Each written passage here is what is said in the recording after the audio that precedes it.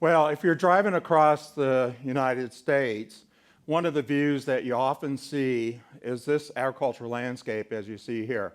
This is a beautiful field of grain sorghum that covers that landscape. Now you can pick your favorite crop. It could be corn, soybean, wheat, or some other crop, but I think this is a beauty of this landscape. But one of the issues with this cropping system is that it's only growing less than 6 months a year. And often the landscape looks something like this. Bare soil, maybe some residue, plant residue on that soil surface, but it's not growing that crop and it's not covered. Well, if we look at the opportunities and challenges for the 21st century, is this agriculture system sustained for this century? And I would like to address 3 challenges that we need to think about improving this agriculture system. So if we look at these challenges, 3 of them are human nutrition and human health.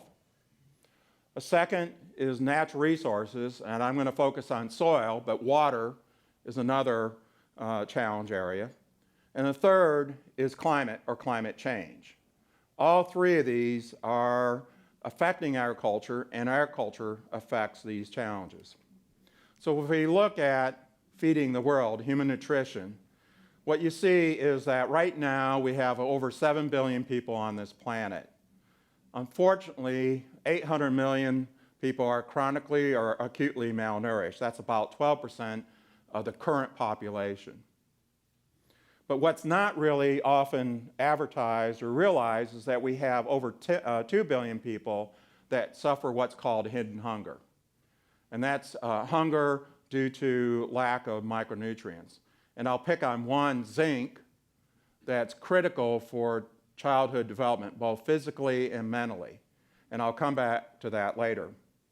What's surprising to me and other people is that over 50% of those that are hungry are farming. Okay, so they're farming, producing food, yet they don't have enough to produce just even for their own household. And then if that's the current situation, if you look towards the future, in just 35 years, we're going to have over 9 billion people on this planet. And so if you think about increasing the increasing need for that growing population, as well as the change in affluence, there's some estimates we're going to have to double our food production by the year 2050. That's a daunting task. And on top of that, then if you think about what supports that agricultural production, that's soil. And soil is at risk on this planet. Soil degradation is a severe concern that's, again, not well publicized. And this slide shows just the effect, risk to soil degradation due to water erosion. And if you can see that the high-risk zones cover much of the area that we plant and grow our food. And so it's pretty, a visual view of this is a slide of one rainstorm event in Brazil. Massive erosion potential that can occur under these situations. This is pretty obvious, as well as wind erosion. But what's not really well appreciated is the loss of organic matter, carbon and nutrients out of the soil. This is the hidden soil degradation. This is a slide from the grassland regions, the cultivated areas of Argentina, very productive soils, similar to what we have in Kansas. But what you see here is that after 80 years of cultivation, we've lost over 30% of the carbon, nitrogen, phosphorus, and sulfur, major nutrients for growing plants. And if you look at this globally, somewhere on the range of 30 to 70% of our organic matter, carbon, has been lost out of the soils. And this is not well appreciated by the public. But I also like to highlight here another fact is that if you look at zinc and some of those micronutrients, copper and iron, zinc is, we've lost 40% out of this soil originally. And so what's the link between soil health and the lack of zinc in these soils to the crop to human nutrition and the childhood development.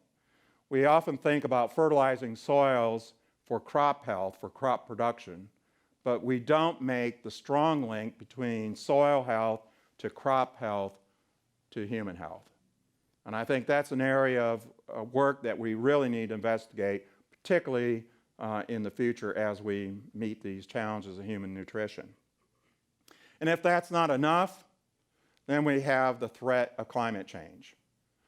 So this is a slide, this is information that you commonly see, is these are projections of temperature and precipitation by the end of the century.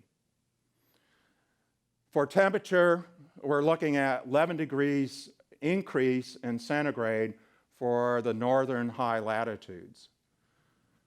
But in addition to the temperature, there's the change in precipitation. And for someone that works in agriculture, I think precipitation is probably a bigger challenge for us trying to produce food. What you see is that we have over 30%, potentially up to 30% decline in precipitation in many parts of the world that we try to produce food. And so not only is it the soil, but it's the water that's going to make it more difficult to feed this growing population. And it's not just the evenness of the precipitation, it's the extreme events. And that's not in the future, that's happening now. This was in 2011-2012 drought in the central part of the United States, the Great Plains. You can see here, obviously, that grain production was very limited, and that's going to restrict our ability to produce the food. But there's a compounding fact here, that soil, without the plant residue protecting it, is exposed. And so it's subject to wind and water erosion. And in fact, in Wichita in 2012, we had a scene like this. Okay, this could easily have been in the 1930s, except for the modern cars now. Okay? But otherwise, it would have been similar to the 1930s. 80 years later, we have our modern agricultural practices. How good have we done?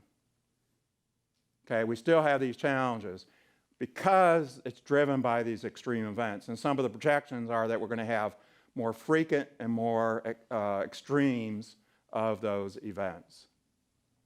All right, so another part of my work is looking at other ecosystems. And so what I work on is the tallgrass prairie around here in the Flint Hills. Let's look at this ecosystem. One, it's got permanent cover over it. It's not going to be subject to wind and water erosion. It has a diverse plant species, but it's not what you see above ground, it's what you see below ground, and that's the soil. This soil is fed by the plants. It has developed with all those plant roots, and some of the key characteristics of that soil system is the three are shown here. High carbon, because of the plant material entering the soil and the associated nutrients with it. It has beautiful soil structure. When it rains, water infiltrates into that soil and it doesn't erode. Okay, so then that water is available during that, for that plant growth during those dry periods. So it's more climate resilient. And then third, because you have better soil structure, air and water movement, have carbon that feeds the microbes, you have high microbial activity. And this is key to a functioning soil and plant ecosystem, because those microbes are breaking down that plant material, they're recycling nutrients that sustains that plant growth.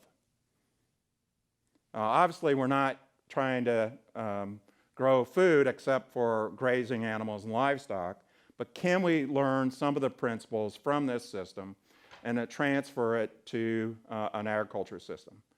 But if you look at these three components, what you see is that because you have those soil structure, carbon, you have water conservation, you have better root growth, makes the plants healthier, and you have the nutrient recycling. So this is really key for sustaining that ag system, providing ecosystem services, and it conserves nutrients. And so you have less losses either through the gaseous losses or leaching out of that soil.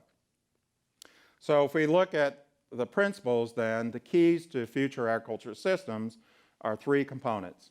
One, I'm a soil scientist, maintaining soil health. I think that's absolutely critical in any functioning ecosystem. The other two components are that we need to intensify our ag systems in order to meet the food demands for the growing population, and we need to think about diversifying those systems, and I'm going to illustrate that. So intensifying these systems, we need to look at nutrient, water, and energy efficiency.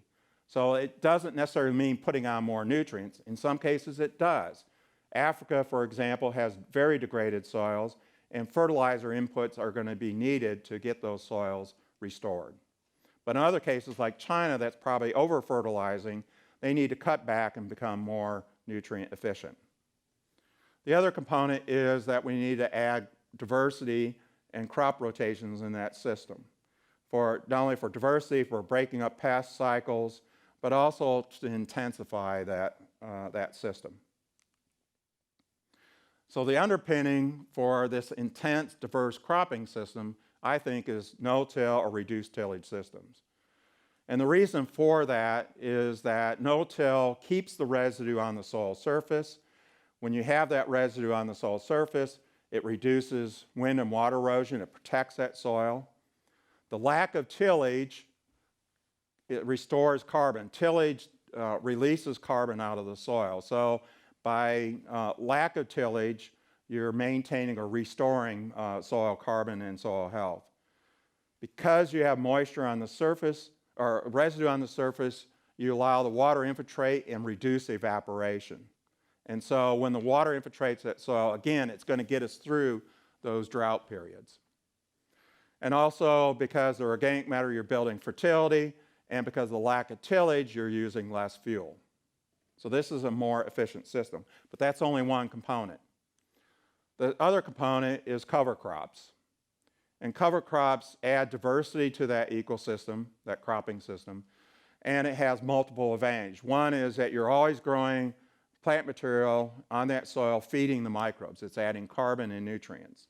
Secondly, you can choose your type of cover crops. For example, this tuberous crop here that will penetrate the soil, open it up, create pores. And so instead of the plow, you're allowing the plant to improve infiltration. But the key feature here is that landscape that you see is always covered, instead of that bare soil that I showed earlier. So if you put those components together, this is a model. This is actually a working system in southern Brazil. So what you're seeing is both intensity and diversity in this cropping system. You have intensity because now you're growing 4 grain crops in 3 years, and you keep that soil covered. So I'm going to walk through this. You have wheat in the system. As immediately you harvest the wheat, you plant soybeans as a double crop. So you get 2 crops, 2 grain crops in 1 year. When that soybean is harvested, you plant a cover crop and protect the soil, plus recycle nutrients and feed the microbes. Then you come back in with another soybean crop, again, all no-till. You terminate that cover crop, plant soybeans, harvest it, plant another cover crop, and then eventually plant corn. Now you can choose your cover crop in that second phase of cover crop before the corn. You might choose to plant a legume. Legumes are important because it fixes nitrogen in the soil, so then the farmer has less nitrogen inputs that he has to buy off the shelf. And so it becomes efficient, and the farmers have done this. They think about efficiency. They don't think about fertilizing for a single crop. They fertilize the system. And so they might put nutrients, fertilizer, on for one of the cover crops that will eventually feed the soybean or corn crop. So it's a systematic approach instead of an annual cropping system. So this is a very intense, diverse, and the end result is that you get soil like this. This is the top 5 centimeters of soil. It's a beautiful soil, I think. It has lots of biological activity, and all that white strands you see in there, that's not roots. That's fungal hyphae in the soil. The hyphae are penetrating the soil, recycling nutrients, and holding that soil together. If you didn't have that hyphae, that soil would fall out of my hand. But then if you look a little deeper in this soil, what you see is that those hyphae are surrounding soil particles and aggregating them to build soil structure. And that hyphae is improving the soil structure, allow that water to move into the soil, air to move into the soil. And also, if you take that soil and expose it to raindrops, what you see here is on one set of the slide, one that's the hyphae are holding that soil together. It's going to be more resilient, more resistant against erosion. But on the other side is a soil that doesn't have that fungal hyphae. What happens? It disperses. Okay, now those fine particles are subject to erosion. Either water erosion in a heavy rainstorm event, or if it dries out, then it's in fine particles and subject to that wind erosion like we had in Wichita. So that biological activity is important for maintaining and protecting that soil. So if you think about the future agriculture systems, again, I think that it's rooted in the soil, and it really depends on those 3 key components. Because if we can build that soil characteristics, the quality of the soil, then we can have those ag systems that can be intensified to feed 9.5 billion people. We can protect the soil and water resources, and at the same time, we can be more resilient, more climate smart in our agricultural systems, particularly if we have more extreme events. And so what we need to do is translate our annual cropping systems that's only used half the year, transform that to a system that's more complex, more difficult to manage, but more resilient and productive for the future. So we have the cover crops, we can have high yields, and also rebuild and maintain that soil. Thank you.